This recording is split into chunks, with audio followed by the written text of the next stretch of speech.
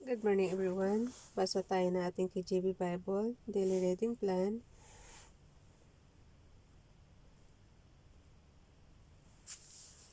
Today is 19 December 2021, pang day 48 na natin. And Leviticus chapter 14 up to 15. Okay, basa. Leviticus chapter 14. And the Lord spake unto Moses, saying, This shall be the law of the leper in the day of his cleansing. He shall be brought unto the priest, and the priest shall go forth out of the camp, and the priest shall look and behold, if the plague of leprosy be held in the leper. Then shall the priest command to take for him that is to be cleansed 2 birds, alive and clean, and cedar wood, and scarlet, and hyssop. And the priest shall command that one of the birds be killed in an earthen vessel over running water. As for the living bird, he shall take it, and the cedar wood, and the scarlet, and the hyssop, and shall dip them and the living bird in the blood of the bird that was killed over the running water, and he shall sprinkle upon him that is to be cleansed from the leprosy 7 times, and shall pronounce him clean, and shall let the living bird loose into the open field. And he that is to be clean shall wash his clothes, and shave off all his hair, and wash himself in water, that he may be clean. And after that he shall come into the camp, and shall tarry abroad out of his tent 7 times. But it shall be on the 7th day that he shall shave all his hair off his head, and his beard, and his eyebrows, even all his hair he shall shave off, and he shall wash his clothes also. He shall wash his flesh in water, and he shall be clean. And on the 8th day he shall take 2 he lambs without blemish, and 1 ewe lamb for the first year without blemish, and 3 tenth days of fine flour for a meat offering mingled with oil, and 1 lug of oil.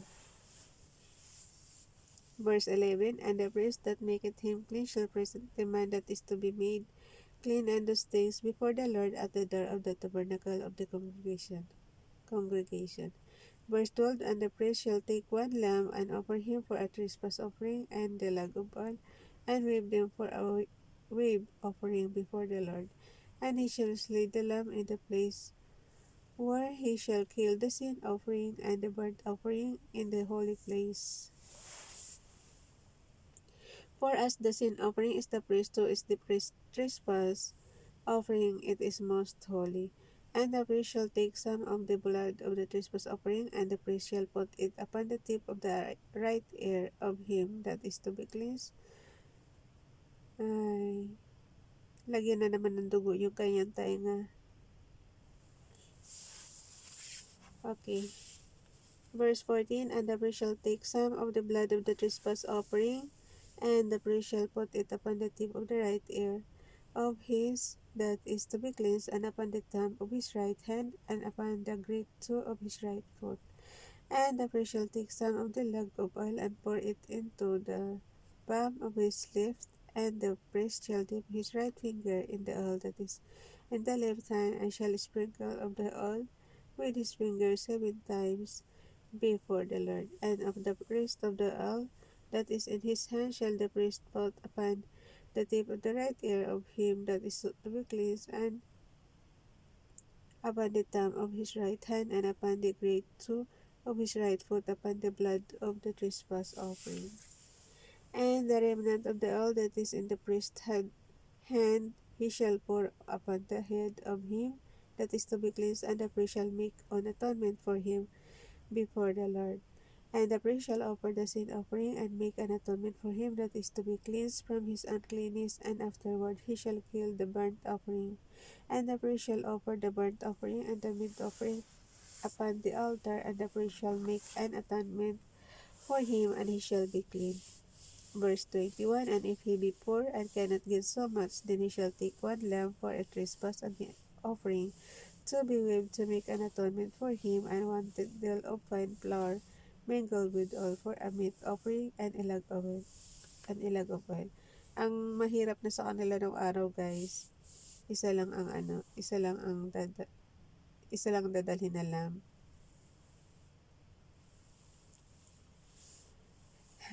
Mahirap pa pala yung lagay na yun. Ang mahal-mahal ng lamb sa panahon natin ngayon.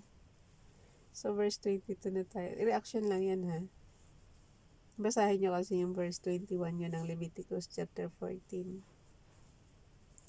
Verse 22 na tayo. Mabilisan na. And 2 turtle doves or 2 young pigeons such as he is able to get, and the one shall be a sin offering, and the other a burnt offering, and he shall bring them on the eighth day of his for his cleansing unto the priest unto the door of the tabernacle of the congregation before the Lord. And the priest shall take the lamb of the trespass offering and the log of oil, and the priest shall wave them for a wave offering before the Lord. And he shall kill the lamb of the trespass offering. The priest shall take some of the blood of the trespass offering, and put it upon the tip of the right ear of him that he is to be cleansed.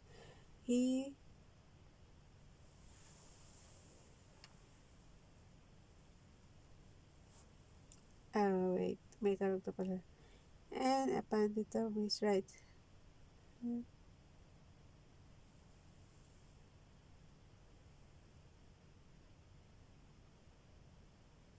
Nawala na ako. Ulitin natin.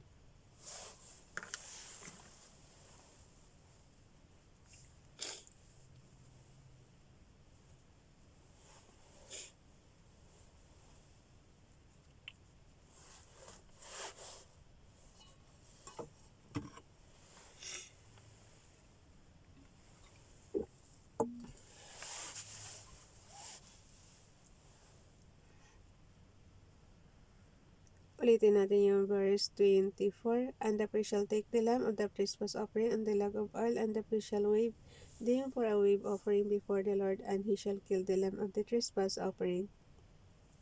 And the priest shall take some of the blood of the trespass offering, and put it upon the tip of the right ear of him that is to be cleansed, and upon the thumb of his right hand, and upon the great toe of his right foot. Verse 26. And the priest shall pour of the oil into the palm of his own left hand. Verse 27. And the priest shall sprinkle with his right finger some of the oil that is in his left hand 7 times before the Lord. And the priest shall put of the oil that is in his hand upon the tip of the right ear of him that is to be cleansed, and upon the thumb of the right hand, and upon the great toe of his right foot, upon the place of the blood of the trespass offering. And the rest of the oil that is in the priest's hand he shall put upon the head of him that is to be cleansed, to make an atonement for him before the Lord. Ang haba nga. And he shall offer the one of the turtle doves of the young, or of the young pigeons, such as he can get. Even such as he is able to get, the one for a sin offering, and the other for a burnt offering with the weight offering, and the priest shall make an atonement for him that is to be cleansed before the Lord. This is the law of him in whom he is. Sa verse 32, guys. Basa rin kayo ng inyong KJV Bible para masundan niyo ako. This is the law of him in whom is the plague of leprosy, whose hand is not able to get that which pertaineth to his cleansing. And the Lord spake unto Moses and unto Aaron, saying, When ye become into the land of Canaan, which I gave to you for a possession, and I put the plague of leprosy in a house of the land of your possession, and he that owneth the house shall come and tell the priest, saying, It seemeth to me there is as it were a plague in the house. Verse 36. Then the priest shall command, and they empty the house before the priest go into it to see the plague, that all that is in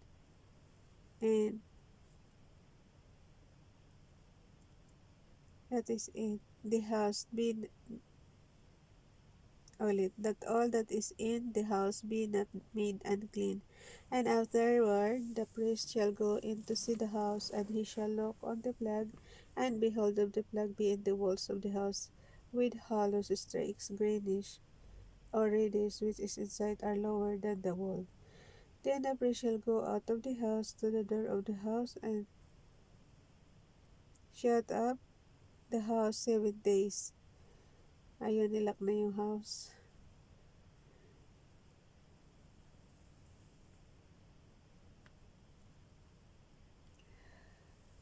Verse 39.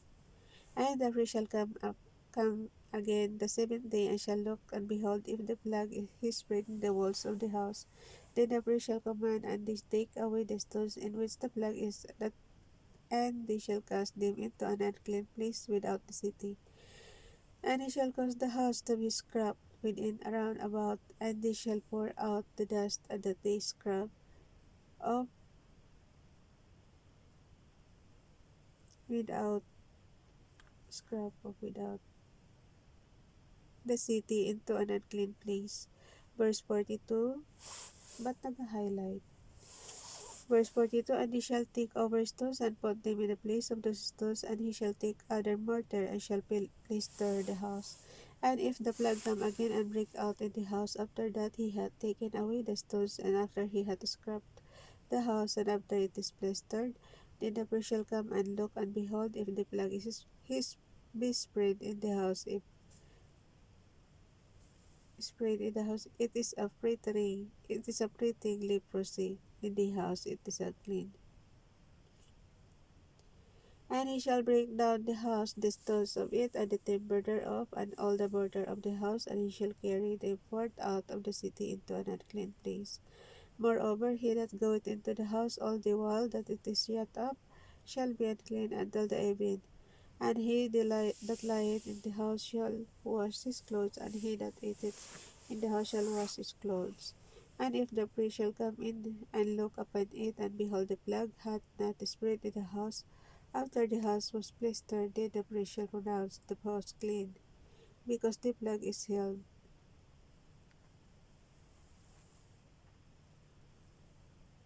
Verse 49. And he shall take to cleanse the house 2 birds of cedar wood, and scarlet and hyssop. And he shall kill the one of the birds in an earthen vessel over running water. And he shall take the cedar wood and the hyssop and the scarlet and the living bird, and dip them in the blood of the slain bird and in the running water, and sprinkle the house 7 times.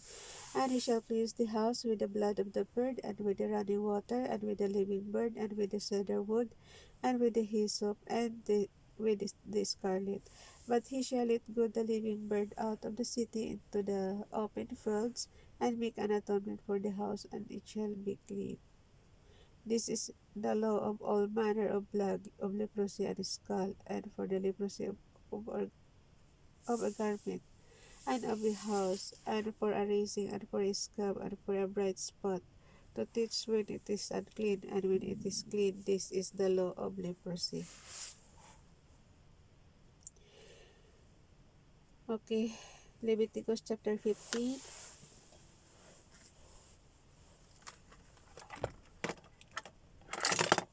Sorry.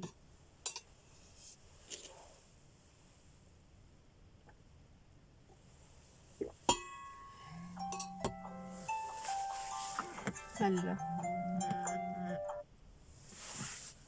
Mag-uumpisa pala ako dito.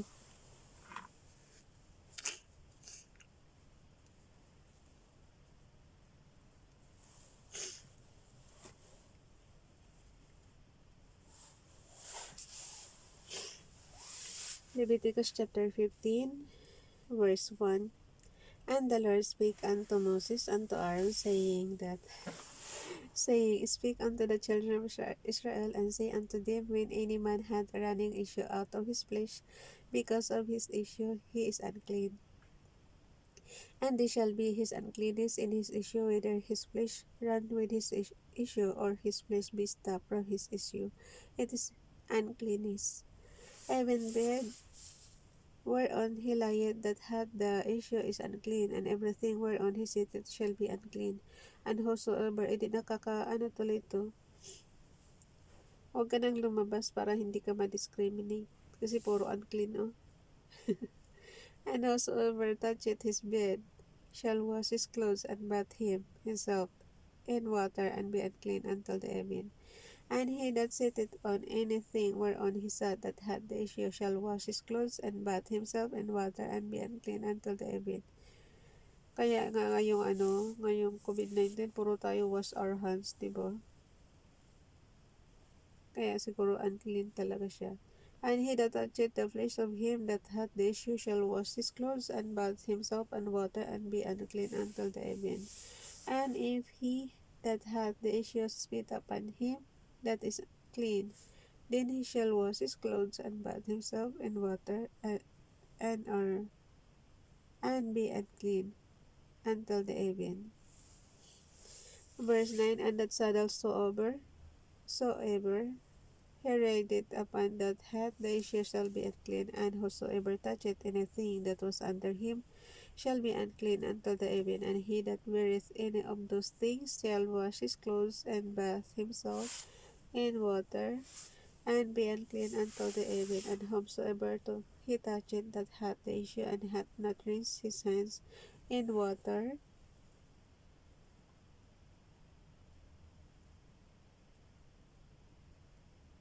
he shall wash his clothes and bathe himself in water and be unclean until the evening.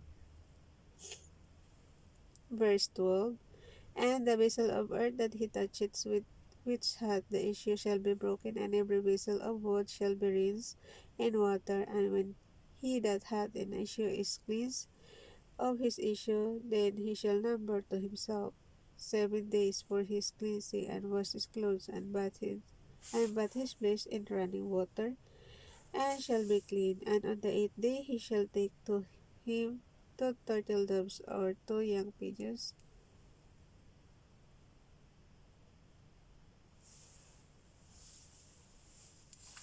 and come before the Lord unto the door of the tabernacle of the congregation, and give them unto the priest.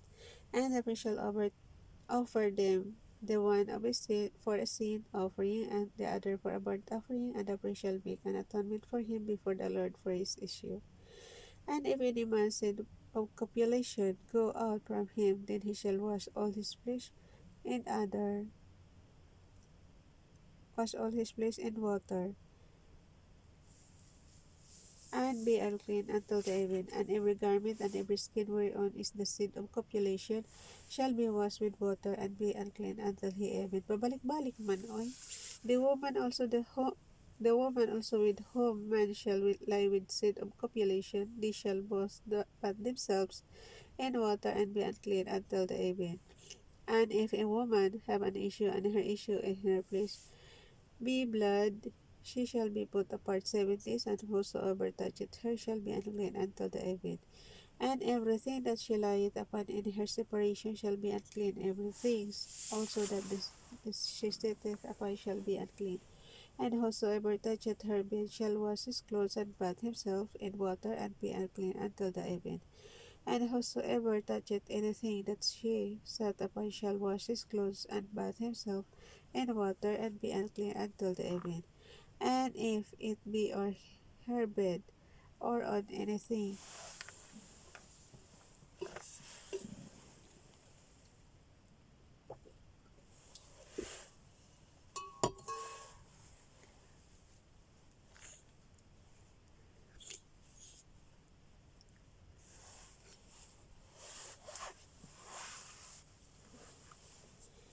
balik tayo sa verse 23.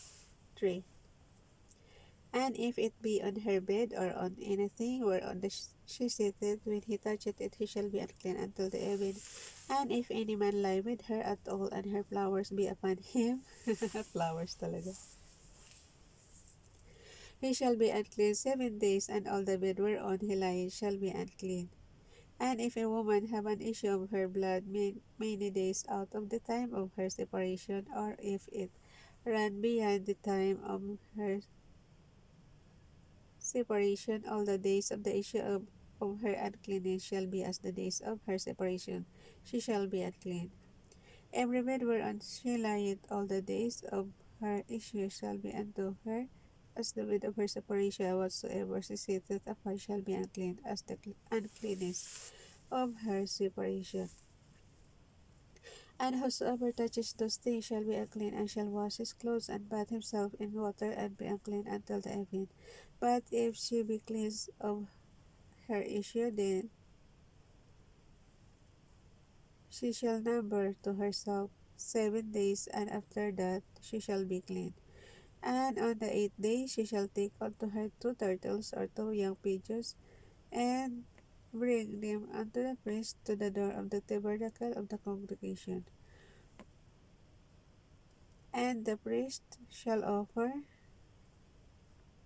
sa verse 30 tayo, and the priest shall offer the one for a sin offering, and the other for a burnt offering, and the priest shall make an atonement for her before the Lord for the issue of her uncleanness. Thou shalt separate the children of Israel from their uncleanness, that they die not in their uncleanness when they defile my